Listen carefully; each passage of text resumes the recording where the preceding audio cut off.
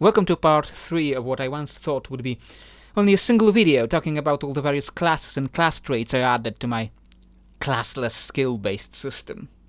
I suppose not having to design full classes with spell lists and all the unique abilities and then having to balance them together makes it easier to drop a whole huge load of classes. The system is, at the core, about giving the players a lot of freedom and designing their own characters, so naturally some PCs are more cracked than others, it is unavoidable, but in the end I think we're all enjoying what we made. And I am sure enjoying coming up with those class concepts that WoW would need about a century to implement.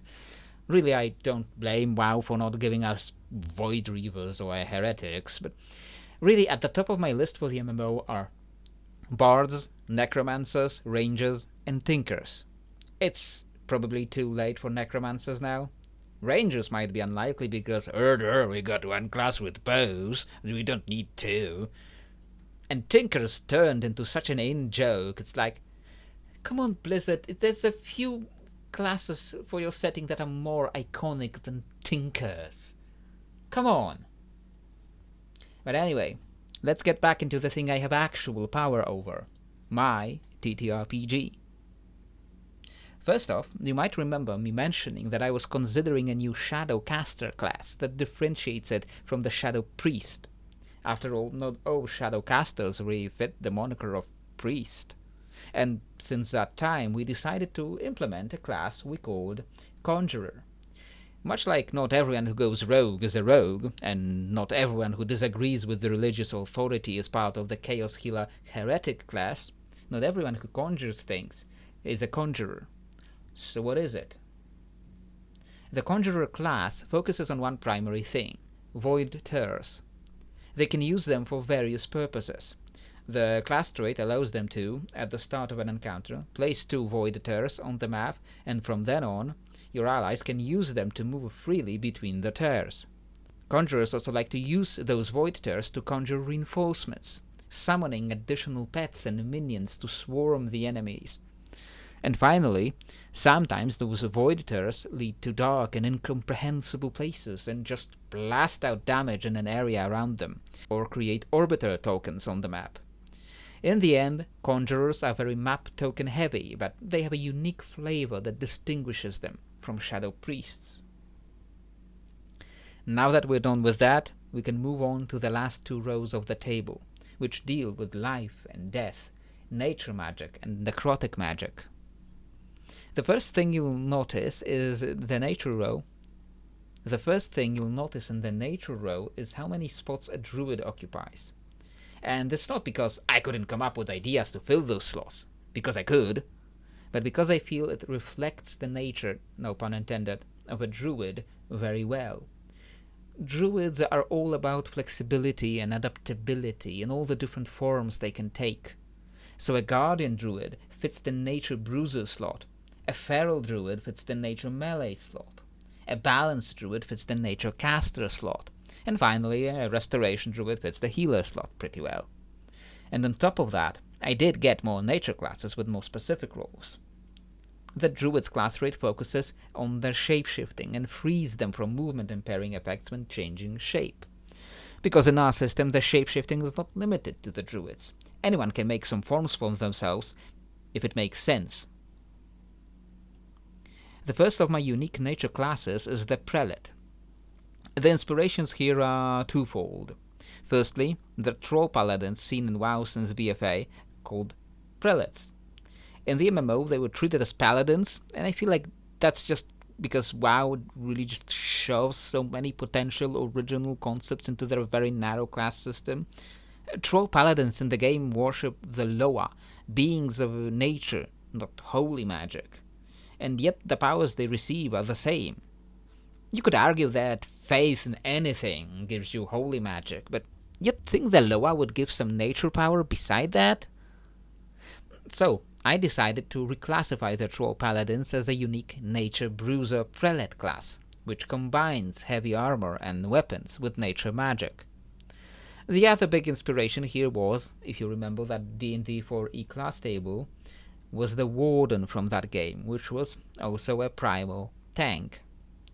Finally, the class trait I gave them is inspired by the Night Fae Covenant ability for paladins, letting the prelates get a bonus action proc buff based on seasons. The main inspiration for the next one came from the old RPG, like many of those classes did. They're called primals, and they resemble a class concept I really wanted to see reflected in some kind of game, be it a TTRPG or a video game. And that's the jungle stalker type of character. We've got a little bit of that in Diablo 4 recently, with the Spiritborn class, though the reception was kind of crazy. Like, at the time they were talking about releasing it, all the YouTube comments under those videos were all like, "Where's my paladin?" Nowhere. We're going to a jungle. Why would there be European paladins in a jungle? You get to play something new and different for once, and all you can think of is knight in shining armor. Again. And all those comments were the same, like with the bots or something, or just stupid. I don't know. Anyway, the primal uses nature magic to enhance themselves without fully shifting into a beast form. They might grow claws or teeth or skin or armor related to their wild god of choice. For example, shark skin on a worshipper of Graal, or bear claws on a worshipper of Ursok. While they still stay largely more humanoid shaped, they take on those primal aspects to embody this jungle stalker vibe, preferring to fight up close with their hands and to be stealthy. Their class trait is what I call, jokingly, borrowed power. They can use their bonus action to generate more resource, like mana, that they can use only on this round to embody the concept of borrowing power from their patron Loa. The next class on the list is what I ended up calling a headhunter. Borrowing much from the same kind of concepts of a jungle stalker, a headhunter has no shapeshifting abilities. They run around the jungle and throw spears or shoot bows or poisoned darts to hamper their enemies. As a nature ranger type, the headhunter can use nature magic to conjure specialized poisons, inflicting specific conditions with every hit of their weapon. They're largely inspired by troll headhunters or berserkers or naga sirens, or, real-world headhunters. The final class in this row is actually shared with the necrotic row and is one of my most recent concepts. For a long time, I wanted to do some kind of concept tied to fungi and mushrooms, the cycle of life and death often expressed in fiction through fungal themes. In the end, what came out of it was the sporemind. It's a pretty unique concept, because every sporemind is living in a symbiotic relationship with a colony of spores in their body.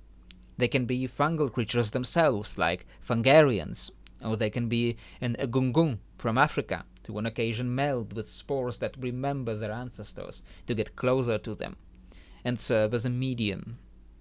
They are surrounded by a cloud of spores which protects their allies once per round, lessening the effects of anything that hits them. And some of them can, for example, learn to use their abilities through their allies as if they were familiars, because they implant a little bit of their spores in their friend, spores which then wither away if apart from the sporemind for long enough. I really got into this concept since then, and I really kind of want to see it realized in a video game somewhere, someday. But for now, we are happy with the sporeminds we get in our game. Now we are finally getting into the last row, and that is classes based on death magic.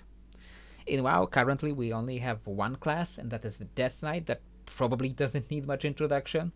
Our first massive edgelord hero class that has to make people suffer all the time or they feel sick. In my game, I simply gave them rune forging as their class trait, which gives them a certain flexibility, allowing them to spend the AP experience they learn on enchants. The next class is Abomination, which is not only a creature or a race, but also a class that embodies the way they fight. I needed a necrotic monk-type class, and Abominations were a great fit for that. The class trait I gave them is called Flesh Crafting, and it means that with the enemies they defeat, they get special crafting materials, that is, body parts, which they can use to graft onto themselves to enhance themselves with traits based on the creatures they kill. I think it's a pretty uniquely grim and very Warcraft-fitting class concept. The next one you'll see is another inspiration from the old RPGs, and that is the graven one. You might have seen a bit of it in the combat encounter sample video, if you watched it. I turned graven ones into a little bit of a D&D hexblade warlock, making pacts with entities from beyond the veil and getting special weapons out of it. Graven ones can be evil when they make a pact with something that wants to escape the Shadowlands. Or graven ones can be good when they make a pact to guard the realms of the living and hunt down undead and send those who try to cheat death back where they belong. They're meant to represent a different source of death magic, not dependent on the Scourge, which tries to claim all of it. Their class trait allows them to simply cancel any disarms on them with a bonus action, by simply recalling their iconic bone scythes back to themselves. Dark Ranger, which is next on our list, is a very iconic piece of Warcraft lore. Using a combination of ranged weapons and death magic, the original Dark Rangers were a very specific concepts. They were all dead elves, banshees usually, whose spirits found their old bodies and repossessed them. They had powers of a black arrow or mind control. And then WoW gave a bunch of their spells to regular hunters. And then they made Dark Ranger a talent specialization for hunters. I've gone on enough tangents about shoving every ranged concept into hunters, so I will spare you this time, but know that Dark Rangers are very unique in the lore.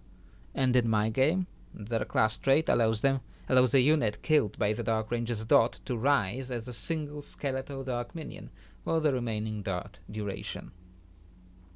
Finally, last but not least, is the vaunted necromancer, a class we almost got in WoW, probably twice. A class that I really wanted to see in the game. While the necromancer might play a lot like a warlock, being a cloth caster with focus on pets and swarming minions, the concept and the style of it is pretty unique, and I really lament that we're now very unlikely to ever get that. Because how many death-themed expansions can we get? In my TTRPG, necromancers are largely focused on summoning swarms of skeletons or ghosts and overwhelming their enemies with them. Their class trait allows them to use a bonus action to raise a dead minion or enemy as more minions. And really, we have at last reached the end of the list.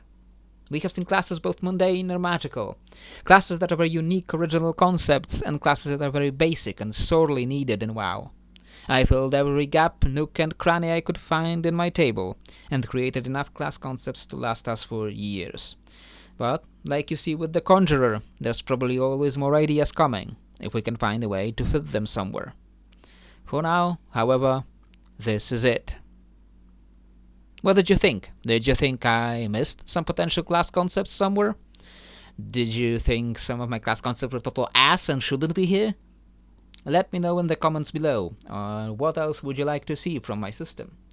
And don't forget to like and subscribe to fit that algorithm. And I'll see you next time.